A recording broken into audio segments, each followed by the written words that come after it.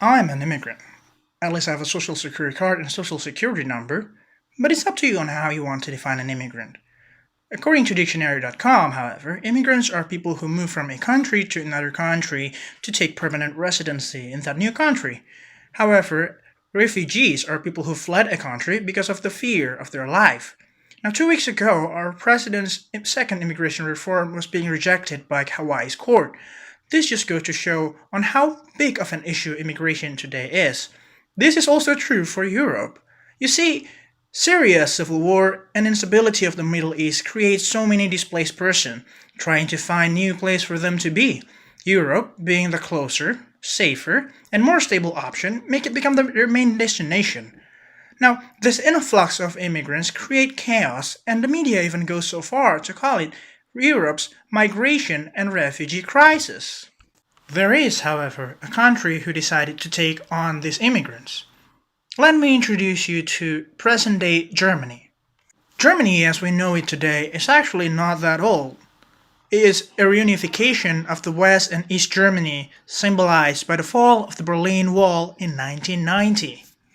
In 2015, Germany's total population is around 81 million people.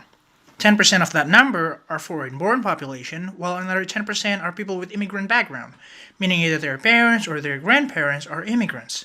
The same year, the country accepted around 1.8 million people in refugees or immigrants, meaning around 2% of their total populations.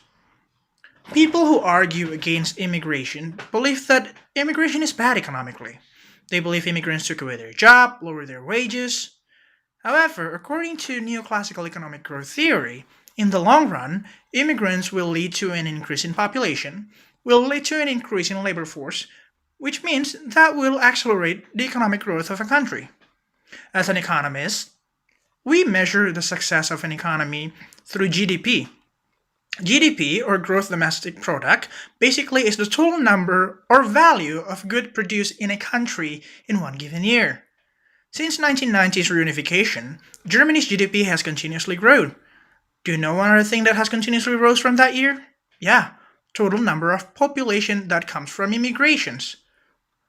Now, the next question is, how big of an impact does these immigrants with all their baggages, their social structure that is different, their language barriers, their different looks, all the prejudice given against them, how much do they actually influence the economic growth and the rise of GDP of Germany? The answer? It's a lot. I believe this research is a case study where an acceptance of immigrants by a country lead the country to thrive economically.